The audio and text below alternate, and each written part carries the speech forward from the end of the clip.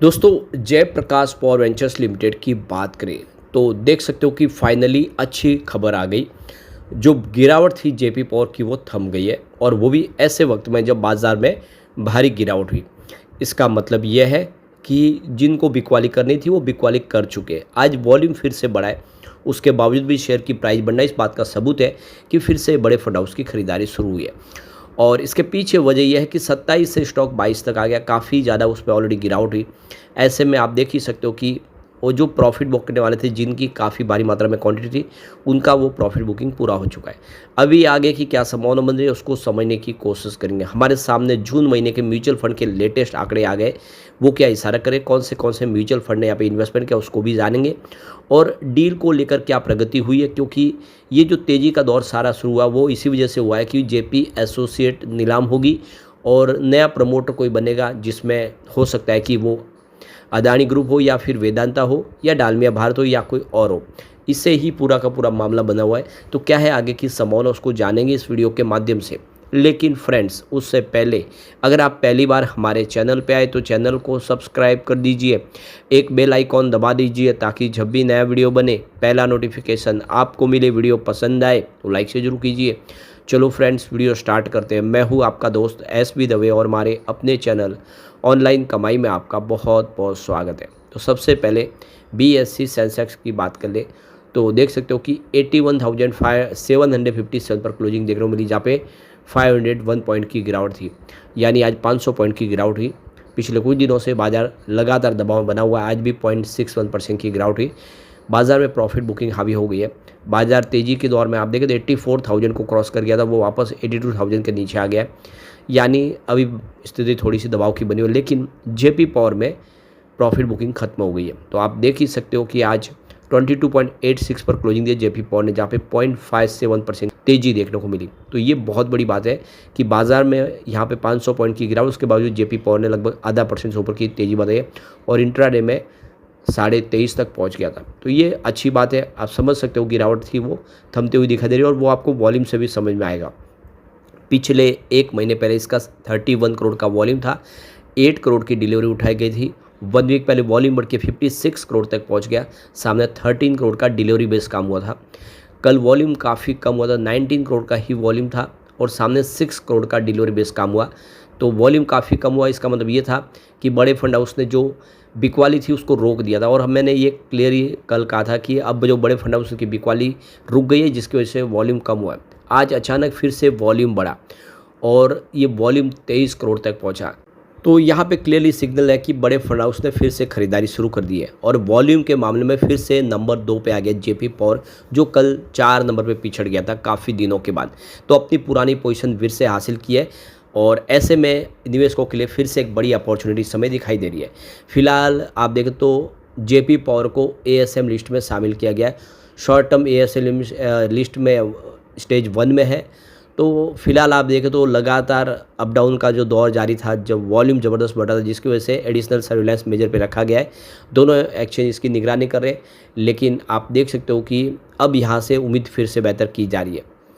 तो ये क्लियरली देख सकते हो इस समय stock 5 day simple moving average से नीचे आपको दिखाई देगा, लेकिन 10 day, 20 day, 30 day, 50 day, 100 days और 150 डेज और 200 डेज सिंपल मूविंग एवरेज से ऊपर ट्रेड कर रहा है।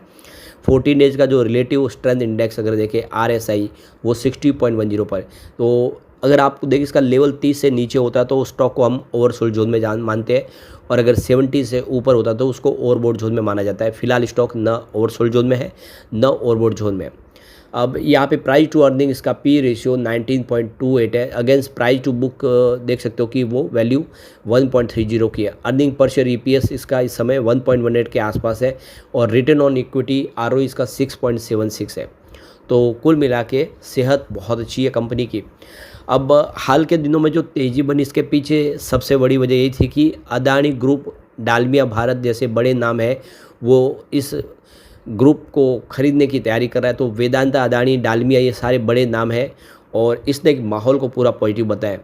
तो देख सकते हो कि अभी सिर्फ अटकलें चल रही है कि कौन इसका अधिग्रहण करेगा, क्योंकि आप देख सकते हो कि ये पूरा जो मामला है COC के पास है। COC सबकी डील को जांच परख रहे और उसके बाद में वो फाइनल बिडर को अपने हिसाब से रजामंदी देके उसको फाइनल करेंगे, क्योंकि अभी आप देख सकते हो कि यहाँ पे जो भी उनके प्रस्ताव है उसमें अदानी का जो प्रपोजल है वो सबसे हटके है। उन्होंने अनकंडीशनल प्रस्ताव रखा है, यानी किसी प्रकार की शर्त नहीं रखी है। यही इसमें एक रोड़ा आ रहा है, क्योंकि बिड तो बड़ी है डालमिया की, लेकिन अदानी ने अनकंडीशनल बिड दी है। अब दूसरे देख रहे हैं कि उसमें कंडीशन रखी गई है। तो इंसॉल्वेंसी बैंक्रप्सी जो कोड के तहत देखें तो जो यहाँ पे लेनदार है वो कहते हैं कि आप अपनी जो भी शर्त है उसको क्लियर कीजिए, क्या शर्त है, और थोड़ी सुधारिए बिड को। तो एक और मामला बन रहा है, अगर हो सकता है कि बिड थोड़ी सी और बढ़े। फिलहाल 12,600 करोड़ की बिड लगाई है अदानी ग्रुप ने। तो सारे के सारे जो सिग्नल दिखाई दे रहे कि ये अदानी ग्रुप ही इसका अधिग्रहण करेगा, ऐसी संभावना बन रही है।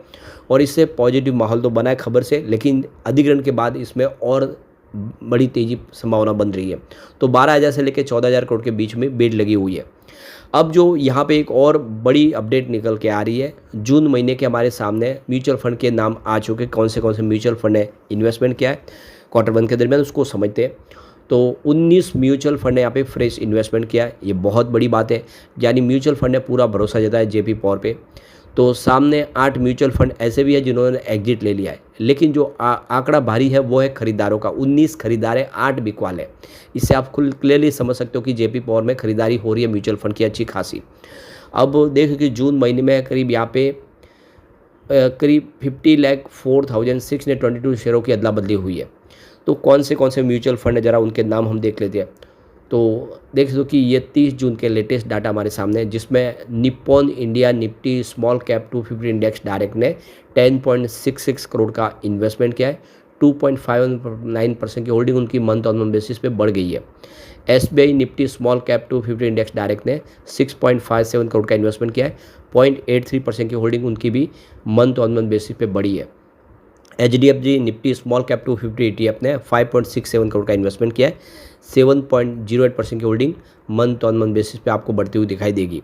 उसके बाद में Motilal Oswal Nifty small cap 250 index direct ने 4.21 करोड़ का इन्वेस्टमेंट किया है। उनकी होल्डिंग भी 0.07% मंथ ऑन मंथ बेसिस पे बढ़ चुकी है। ICICI pro Nifty small cap 250 index ने 2.33 करोड़ का निवेश किया है। 1.97% की holding month on month basis पे बढ़ी है।